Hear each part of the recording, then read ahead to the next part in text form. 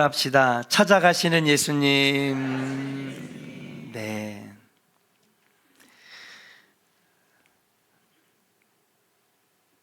세상의 종교와 우리 기독교의 차이점은, 세상의 종교는 사람이 신을 찾는 것입니다.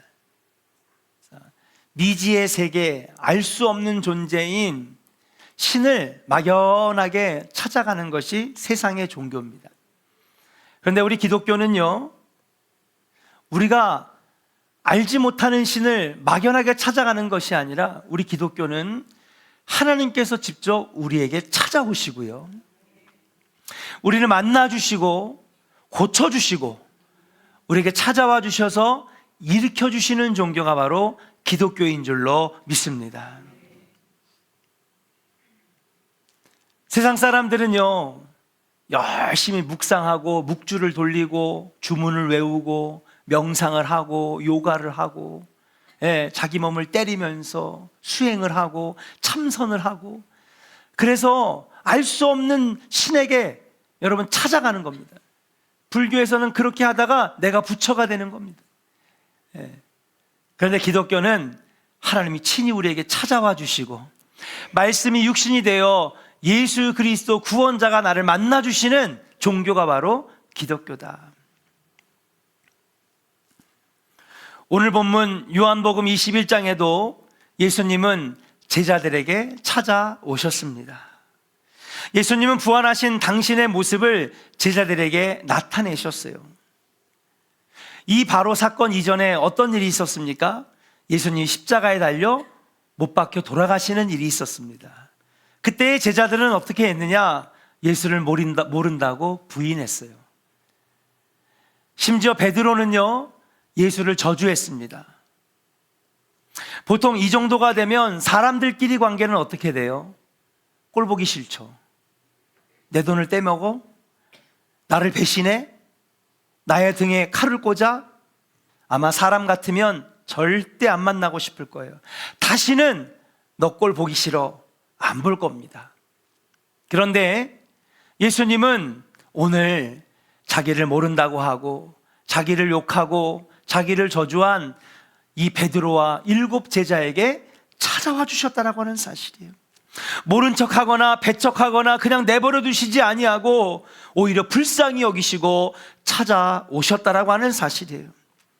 저는 오늘 예배하는 성도들에게 예수님 찾아가시는 놀라운 은혜가 있기를 주의 이름으로 간절히 축원합니다.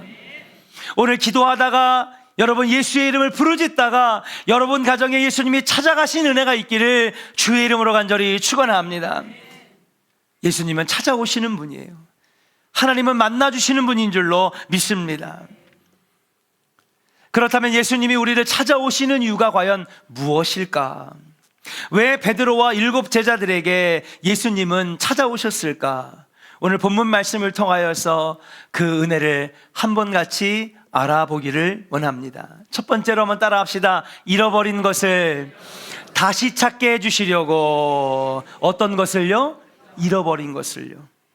우리 본문 3절의 말씀을 한번 같이 읽어보겠습니다. 함께 읽어요. 시작. 시몬 베드로가 나는 물고기 잡으러 가노라 하니 그들이 우리도 함께 가겠다 하고 나가서 배에 올랐으나 그날 밤에 아무것도 잡지 못하였더니. 아멘. 시몬 베드로가 나는 물고기 잡으러 이제 간다. 그러니까 그를 따르는 사람들이 함께 가겠다고 하면서 여러분 7명의 제자가 그와 함께 갑니다. 그런데 그날 밤에 어떻게 됐어요? 물고기를 잡았어요? 못 잡았어요? 한 마리도 못 잡았습니다. 저는 추측을 해봐요. 7명의 제자, 오늘 여기 이름도 나오지만은 또 이름을 밝히지 않은 제자들도 있어요. 이들이 누굴까 곰곰이 생각을 해봤더니 아마도 베드로와 같은 어업에 관련된 일을 했던 사람들이지 않을까 싶습니다. 왜 그러냐면요, 예수님의 12명의 제자들은 대부분 갈릴리 바닷가에서 부르신 제자들이에요. 물론 세리도 있었고 다른 직업을 가진 사람들도 있었지만은 여러분, 이 12명의 제자 중에 절반 이상이 다 갈릴리 바닷가에서 베드로처럼 어업에 종사하는 사람들이었어요. 태어날 때부터 이곳에서 태어나고 자라서 어릴 때부터 배를 타고 나가 갈릴리 바닷가를 너무나 잘 알았고, 여러분, 여기에서 물고기 잡는 거에 대해서는 도 같은 사람, 평생의 일을 했기 때문에 물고기 잡는 것만큼은 누구보다도 자신 있는 사람이 바로 이 7명의 제자가 아닐까 생각을 해요. 여러분, 사람이 태어나서 한 가지 업종에 평생을 종사한 사람들을 우리는 뭐라고 부르는지 알아요? 장인이라고 부릅니다. 작년에 정글밥이라고 하는 프로그램이 굉장히 히트를 쳤어요. 그래서 올해는 정글밥에 이어서 2탄 페루밥이 나왔습니다. 이게 뭐냐 하면요, 그 지역에 가서 그 지역에서 있는 동물, 식물 이런 것들을 재료 삼아서 한식을 만들어 가지고 거기 있는 사람들한테 한식을 맛보게 하는 거예요. 그런데 지난주에 우연히 봤는데 글쎄 악어를 잡아 갖고 온 거예요. 악어를 갖다가 훅 던져주니까 여기 일행 중에 장인이 하나 있거든요. 예? 이 요리하면 우리나라에서 양식 요리의 최고 대가가 여기 같이 합류를 했는데, 악어를 보니까는요, 이 껍질이 여러분 화살에 맞아도 뚫리지가 않는 껍데기고, 이 등껍질은요 척추랑 붙어 있어 가지고요 살을 발라내기도 힘든데, 이 사람 누구예요? 요리에? 아까 제가 그랬잖아요. 한 업에 평생을 종사한 사람은 뭐라고 불러? 장인이라고 부른다. 야, 이 사람이 가져온 칼을 꺼내는데, 야, 껍데기랑 뼈랑 이걸 막 발라내기 시작하는데 악어살을 그냥 싹 다 발라내는 거예요. 그걸 가지고 뭘 만들었는지 알아요? 탕수육을 만들어가지고, 예, 페루 사람들한테 먹이는 겁니다. 우리 중국집에 가면 그 먹는 우리 그 한국인 소스 있잖아요. 그걸 만들어가지고 먹이는 거예요. 그걸 보면서 야, 장인은 장인이네. 뭘 갖다 줘도 음식을 만들어내는 거예요. 말도 안 되는 재료를 가지고요, 여러분, 막 양식을 만들어내고 스테이크를 만들어내는 거예요. 오늘 이 베드로와 제자들, 이들은요 물고기 잡는 데에는 장인입니다. 어디 가면 잘 잡히는지, 어디 가면 물살이 센지, 어디 가면 위험한지, 어디 가면 물의 깊이가 깊은지, 어디 가면 큰 고기를 잡는지 도 같은 사람이에요. 여기서 태어나서 여기서 평생을 물고기 잡는 거에 있어서는 장인인데, 밤새도록 그물을 내렸는데 잡았어요? 못 잡았어요? 하나도 못 잡았어요. 그들 손에 당연히 들려 있어야 될 물고기가 그날 밤에는 그들 손에 아무것도 없었다라고 하는 사실이에요. 오늘 이 본문이 말해주는 의미가 무엇이냐? 예수가 없는 인생, 예수를 잃어버린 인생은 아무것도 잡지 못하는 인생이라고 한다는 것을 우리에게 보여주는 말씀인 줄로 믿습니다. 예수 없이 살아가는 인생들의 슬픈 고백이며, 예수 없는 인생이 얼마나 허무한 인생인지를 알려주는 말씀이 바로 오늘 요한복음 21장의 말씀이라고 말씀드릴 수가 있어요. 그렇게 예수를 잃어버리고 허무함에 빠져있는 베드로에게 예수님 어떻게 하셨어요? 찾아오셨는 줄로 믿습니다. 지금 우리도 마찬가지입니다. 예수를 믿고 신앙생활을 해오고 있지만 베드로처럼 예수를 잃어버린 공허하고 허무한 삶을 살고 있는 사람들이 너무나 많아요. 어디로 가야 할지 방향을 잃어버리고 공허한 것만 뒤쫓는 사람들이 얼마나 많은지 모릅니다. 그런데 예수님은 그런 사람들에게 오늘 찾아가시기를 원하시고 만나주시기를 원하신다라고 하는 사실이에요. 왜 예수님은 여러분 찾아가기를 원하시고 만나주시기를 원하실까? 우리 예수님은요, 여러분의 인생이 빈 그물을 들고 있는 인생이 되지 않기를 원하시기 때문인 줄로 믿습니다. 주님은요, 여러분의 인생의 그물에 빈 그물이 아니라 꽉 채운 인생으로 만들어주고 싶어 하시는 것이 우리 하나님 아버지의 마음이고 우리 예수님의 마음인 줄로 믿습니다. 여러분 부모가 돼가지고 야, 가난하게 살아라, 쪼들리면서 살아라, 평생 빚지며 살아라, 여러분 자녀에게 그렇게 말하는 부모가 있어요? 없어요? 없어요. 아버지가 되신 하나님은 자녀된 여러분들이 풍성하기를 원하고요, 넉넉하기를 원하고요, 여러분의 인생의 그물이 여러분 차고 넘치기를 원하시는 게 우리 아버지의 마음인 줄로 믿습니다. 근데 그 인생이 빈 그물이 된 거예요. 그 두 손에는 아무것도 없는 거예요. 인생이 허무하고 공허하다 보니까 어디로 걸어가야 될지 갈피를 잡지 못하는 거예요. 우리 하나님이 불쌍히 여기시고, 네 인생의 그물이 비었느냐, 내가 가서 채워주리라.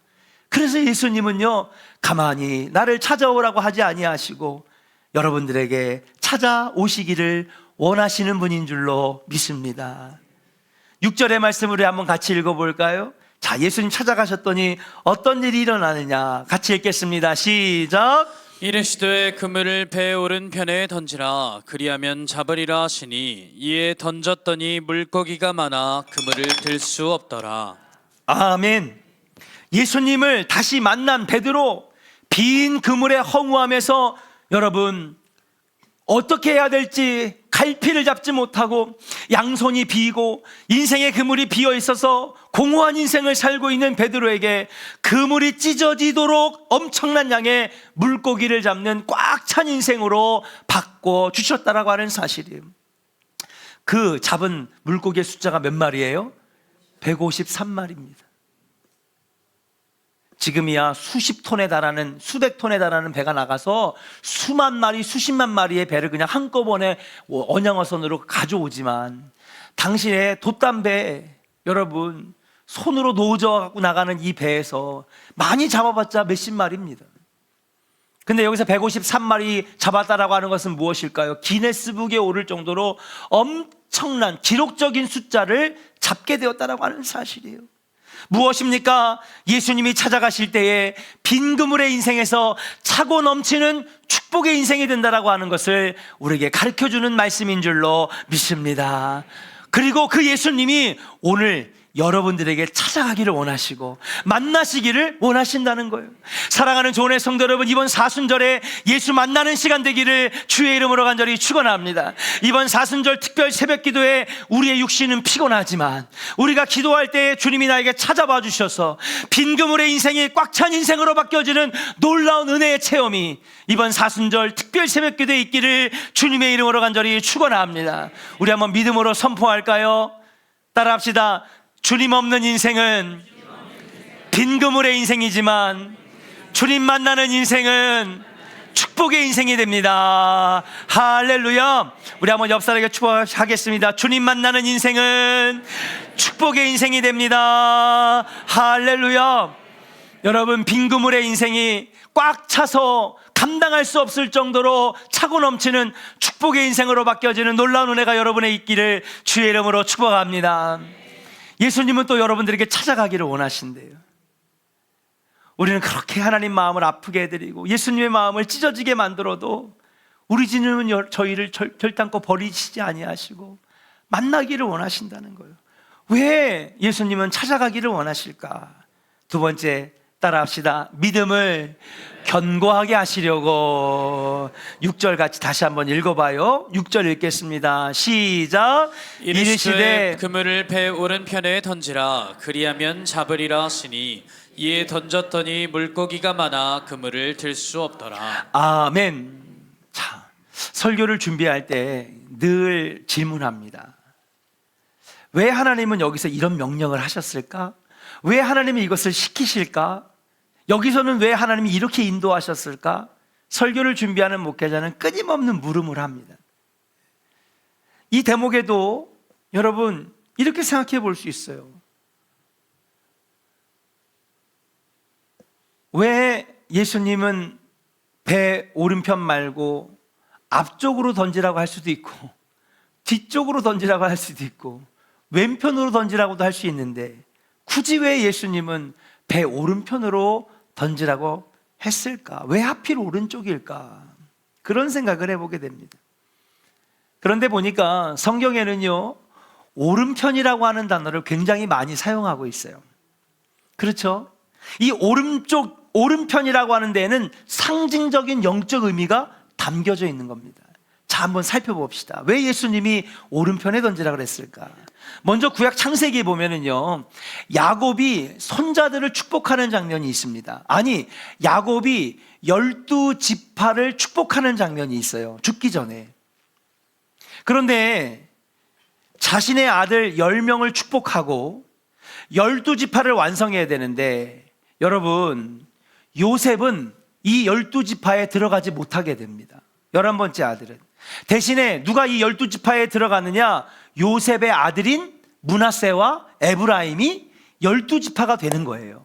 그래서 야곱의 10아들과 그 다음에 요셉의 이 아들 둘, 그러니까 손자 둘이 합쳐져서 12지파를, 이스라엘 12지파가 형성이 된 겁니다. 자, 야곱이 손자들에게 축복하는데 먼저 형 므낫세에게 손을 얹어서 축복 기도를 해줘요. 그때 어떤 손으로 축복 기도를 해주느냐? 왼손을 머리에 얹어서 므낫세야 너는, 그러면서 쫙 축복 기도를 해줘요. 이 왼손을 얹었다라고 하는 것은, 따라합시다, 작은 축복, 작은 축복을 의미해요. 그 다음에 동생이 축복 기도를 받을 차례가 됐는데, 동생의 이름이 에브라임입니다. 에브라임에게 축복할 때는 이 할아버지가 오른손을 들어서 에브라임의 머리에 얹고 축복 기도를 해주는 거예요. 이때 아버지 요셉이 못마땅해 하는 표정이 성경에 나옵니다. 누구에게 오른손을 먼저 축복 기도해야 되냐면 누구에게 해야 돼요? 형에게 해야 되는, 장자에게 해야 되는데 동생에게 오른손을 얹으니까 아버지 요셉이 못마땅한 거예요. 그러고 보니 야곱도 장자였어요? 둘째였어요? 둘째였죠. 그래서 오른손으로 탁 기도하는 겁니다. 이것이 무엇을 의미하느냐? 오른손은, 따라합시다, 큰 축복. 왼손은 작은 축복, 오른손은 큰 축복이라는 거예요. 그러니까 동생 너야, 그래서 에브라임아 이스라엘에서 큰 자야, 이런 표현이 굉장히 많이 나오거든요, 성경에. 그 얘기는 뭐냐면 동생에게 더 큰 복이 있을지어다, 큰 축복을 지금 기도한 거라고 하는 사실. 큰 인물이 되고 그 자손이 큰 민족을 이루리라고 하는 것을 의미하고 있었기 때문에 요셉이 못마땅하게 했다는 거예요. 이 오른편이라고 하는 것은요, 큰 축복을 의미하는 것입니다. 또 창세기 35장 18절에 보면은요, 라헬이 아들을 낳다가 죽는 장면이 나와요. 라헬이 이 죽어가면서도 아들을 낳는데 아들이 딱 나오니까 자기는 죽어가지만 피를 너무 많이 흘리고, 옛날에 의학이 발전이 안 됐으니까 피를 너무 많이 흘려서 죽어가는데 이 아이의 이름을 내가 짓고 싶다 그래가지고 이 아이의 이름을 벤온이라고 이름을 짓습니다. 벤온이. 이게 무슨 뜻이냐? 괴롭게 낳은 아들이라는 거예요. 괴롭게 낳은 아들. 이름이 좋아요? 별로예요? 그렇잖아요. 좋은 이름도 많이 놔두고. 서원석 얼마나 좋아요? 어딜 가든지 으뜸이 되라 그래. 으뜸이 되라. 그렇죠? 좋은 이름 세상에 많은데 괴롭게 낳은 아들이란 뜻이니까 사람들이 부를 때마다, 우리는 베논이라고 하지만 그 사람들은 뜻을 알잖아요. 그 걔를 부를 때마다 괴롭게 낳은 아들아, 괴롭게 낳은 아들아, 그게 얼마나 씁쓸합니까? 라헬이 죽었어요. 그리고 아이의 아버지 야곱이 안 되겠다, 이 아이가 축복의 인생을 살아야 되는데, 이 아이가 복된 인생을 살아야 되는데 괴롭게 낳은 아들이라는 이름이 말이 되느냐? 아내를 너무나 사랑했지만은 그래도 이 아이의 이름을 바꿔주기로 합니다. 그래서 벤오니를 무슨 이름으로 바꾸느냐? 베냐민으로 바꾼 겁니다.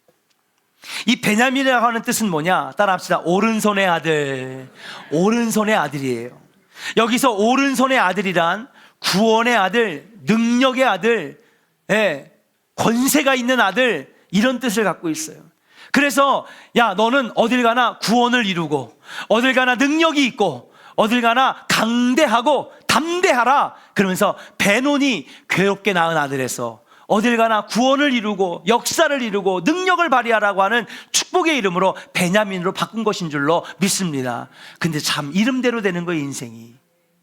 베냐민이 얼마나 강대한 민족이 된지 아십니까? 12지파 중에서도 가장 강대한 백성이 돼요. 자, 여러분, 이스라엘의 초대왕 어느 지파에서 나왔는지 알아요? 베냐민 지파에서 나왔습니다. 거기 보면요, 사울이 초대왕이 됐는데 다른 사람들보다 머리 하나가 크더라. 용모가 준수하고 얼굴에서 광채가 나더라. 사사기 후반부에 보면요, 베냐민 지파 하나와 11지파가 서로 싸움을 하는 전쟁이 일어났는데, 여러분 11대 1로 싸운 거예요. 누가 이겨요? 예? 저는 17대 1로 싸워도 내가 이기니까. 예? 여러분 누가 봐도 11지파와 한 지파입니다. 전쟁이 될 수가 없어요. 근데 놀랍게도 이 베냐민 지파가 이름대로 얼마나 강성한지, 얼마나 힘이 있는지, 능력이 있는지 11지파와 싸워도요 우열을 가릴 수가 없을 정도로 이 베냐민 지파 하나가 그렇게나 강대한 지파가 되었던 거예요. 그렇게 볼 때에 베냐민이라고 하는 것, 오른손의 아들이라고 하는 것, 이 오른손이라고 하는 것은 따라합시다. 구원과 능력과 권세, 이 오른편이라고 하는 데에는요 구원과 능력과 권세라고 하는 뜻이 담겨져 있는 거예요. 신약 성경으로 한번 가볼까요? 신약 성경에도 오른쪽이라고 하는 표현들이 굉장히 많이 나옵니다. 예수님 죽음을 슬퍼하는 여인들이 예수님을 만나려고 그 무덤 안에 들어가서, 여러분 그 썩어가는 그 시신에 그 향수를 좀 뿌려드리려고, 유황을 좀 뿌려드리려고 그렇게 갔는데 무덤 문이 열려져 있고 예수님 오른편에 흰 옷 입은 젊은이, 청년이 앉아 있었더라.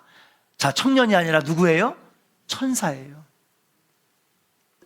그러면서 이 천사는 여인들에게 예수님 부활하셨으니 나가서 예수 부활의 기쁜 소식을 전하라, 그렇게 얘기를 합니다. 그런데 여러분 이 흰옷 입은 천사가 예수님 어디에서 앉아 있었어요? 오른편에 앉아 있었어요.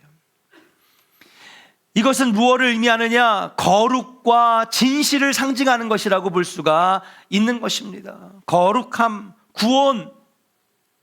그러고 보니 예수님 십자가에 달려 돌아가실 때 양옆에 강도 2명도 함께 매달렸는데 어느 편에 있는 강도가 구원받았어요? 오른편에 있는 강도가 구원받았어요. 성경에 보면요 오른편이 참 많이 나와요.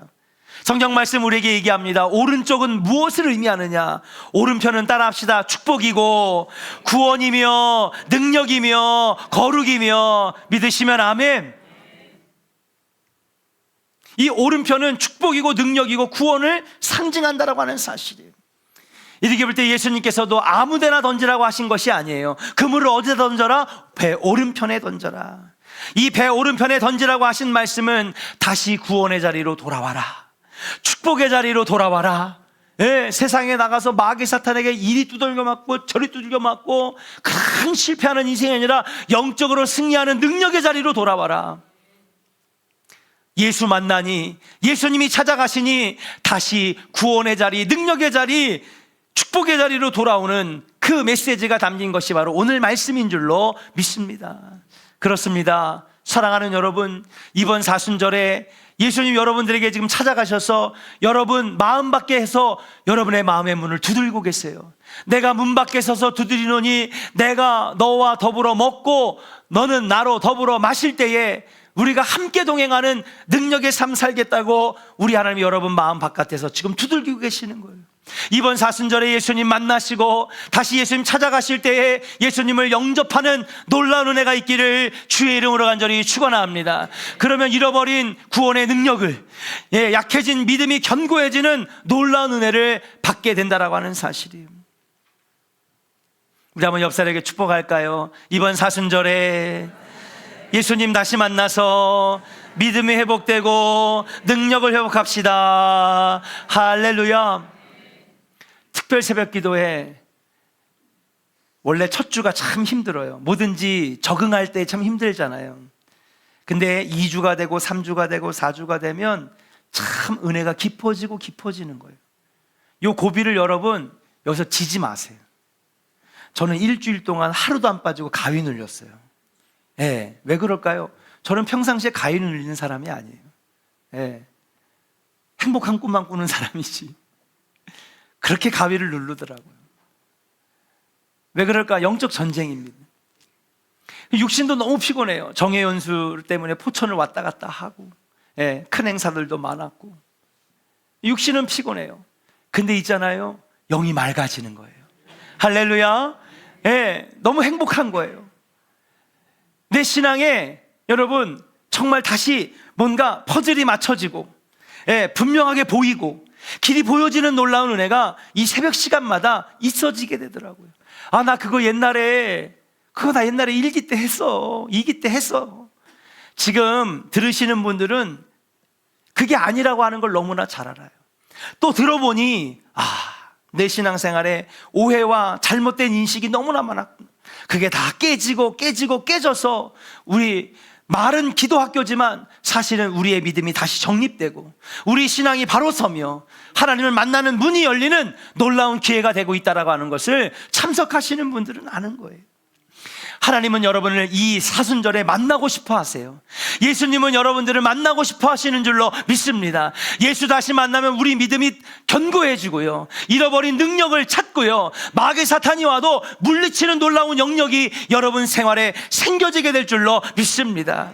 이번 사순절에 주님 만나고 싶어 하시는데 주님 어서 오시옵소서. 내가 주님을 만나기를 원합니다. 예수님 만나서 빈 그물의 인생에서 차고 넘치는 축복의 인생으로, 예수 다시 만나서 여러분 약해진 믿음이 다시 견고해지며 구원의 능력을 얻는 우리 복된 조언의 성도들 되시기를 주의 이름으로 간절히 축원합니다. 우리 이 시간에 전능하신 나의 주 하나님, 우리 같이 함께